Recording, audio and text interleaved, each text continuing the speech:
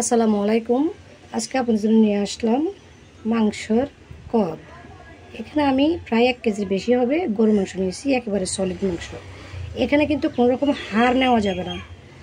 আমি আজকে গরুর মাংসর কব যেভাবে ভাজি করতে হয় তা আপনাদের সাথে শেয়ার করে নেব। চলুন দেখি, আপনারা দেখবেন আমার এই কবের রেসিপিটা কেমন হয়েছে অবশ্যই জানাবেন। আমি মাংসটাকে একটা হাঁড়িতে নিয়ে নিলাম, যে হাঁড়িতে আমি মাংসটাকে সিদ্ধ করব বা রান্না করব। ওখানে নিয়ে নিলাম, দিয়ে দিচ্ছি আমি আদা বাটা, রসুন বাটা পরিমাণ মতো দেওয়া লাগবে। দিয়ে দিচ্ছি পেঁয়াজ কুচি করে রাখা, দিয়ে দিচ্ছি লবণ, দিয়ে দিচ্ছি পরিমাণ মতো হলুদের গুঁড়ি এবং মরিচের গুঁড়ি। এবং মরিচের গুঁড়িটা আপনারা কম দিবেন, এই মাংসটা কিন্তু ঝাল হয় না, একেবারে ঝাল ছাড়া হতে হয়। আর এখানে আছে গরম মশলা, যত কিছু আছে গরুর মাংসর সব কিছু একসাথে আমি গুঁড়ি করে নিয়েছি।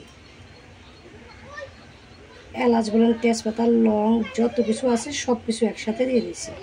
তারপরে একটু সয়াবিন তেল দিয়ে দিব, ভালো করে মেখে নিব। মাখানো হয়ে গেছে, কিছুক্ষণ এভাবে রেখে দিব। কিছুক্ষণ পর চলে আসলাম, এবার দিয়ে দিব আমি হাত ধোয়া যে পানিটা, এই পানিটা। প্রথমে আমি বেশি পানি দিব না, এবার ঢাকনা দিয়ে ঢেকে দিব। এ পর্যায়ে আমি চুলাটা দিয়ে দিচ্ছি। মাংসটা উতলে আসা পর্যন্ত বা সিদ্ধ হওয়া পর্যন্ত আমার সাথে থাকবেন, তারপরে অনেক কাজ আছে এই কোয়াব বানানোর জন্য।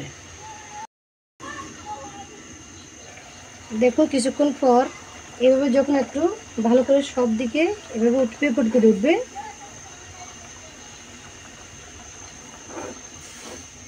একটু নাড়াচাড়া করে দিব। এই মাংস কিন্তু কোনো রকম ভেঙে ফেলা যাবে না, এভাবে সিদ্ধ করতে করতে যখন সিদ্ধ হয়ে আসবে আপনি এমনিতে বুঝতে পারবেন। আবারও ঢাকনা দিয়ে দিচ্ছি। দেখুন আমি অনেকক্ষণ পর ঢাকনাটা উঠিয়ে নিচ্ছি, এখানে অনেকখানি পানি বাড়িয়ে গেছে। আবারও একটু নাড়াচাড়া করে দিচ্ছি এপিট ওপিট।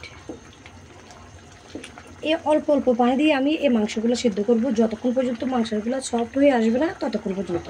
এখনও আমি কোনো পানি দিব না, এই পানিটা টেনে যাওয়ার পর আমি পানি দিব। মাংসগুলো শেষ পর্যন্ত কি হচ্ছে বা কীভাবে বানাচ্ছি ততক্ষণ পর্যন্ত আমার সাথে থাকবেন অবশ্যই। তাহলে দেখুন আমি মাংসগুলোকে একেবারে ওই যে পানি দেখেছিলেন ওই পানির উপর সিদ্ধ করতে করতে একেবারে সিদ্ধ করে ফেলছি। এভাবে টানিয়ে ফেলতে হবে কিন্তু, কারণ মাংসের ভিতরে মশলাগুলো ঢুকতে হবে।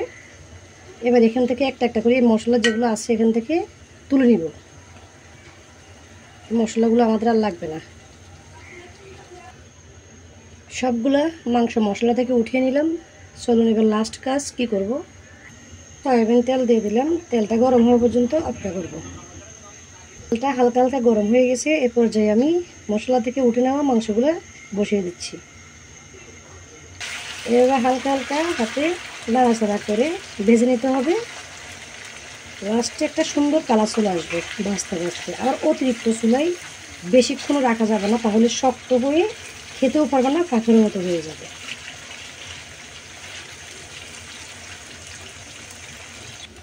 দেখুন মাংসটা এই পেটুকে উল্টে উল্টে আমি একটা কালারে পরিণত করে ফেলছি সুন্দর করে। এভাবে নাড়াচাড়া করে একটা কালার চলে আসবে সুন্দর, তখন নামিয়ে নিতে হবে। বেশি অল্প জাল দিয়ে ফেলা রাখলে শক্ত হয়ে যাবে, তাই একটু হাই হিটে কালারটা করে নিতে হবে। মাংসটা তো আগে হয়ে গেছে, সিদ্ধ হয়ে গেছে। দেখুন ভাজতে ভাজতে মাংসগুলো সুন্দর একটা কালার চলে আসছে।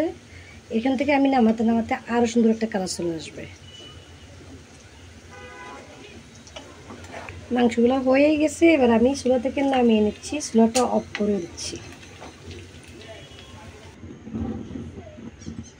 দেখুন তাহলে আমার এভাবে মাংসগুলো কার কার ভালো লাগে এভাবে মাংস খেতে, এখনই ট্রাই করেন যারা এখনও করেন নাই, যারা এখনও খান নাই এভাবে ভুনা মাংস।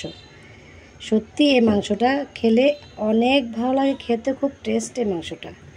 একেবারে শুকনো শুকনো করে মাংসটা ভাজি করবেন। আর দেখুন এত সফট মাংসটা, দেখছেন ভেঙে গেছে, একদম সফট। তো আজকের রেসিপিটা এখানে শেষ করে বিদায় নিচ্ছি। সবাই ভালো থাকবেন। আল্লাহ হাফেজ।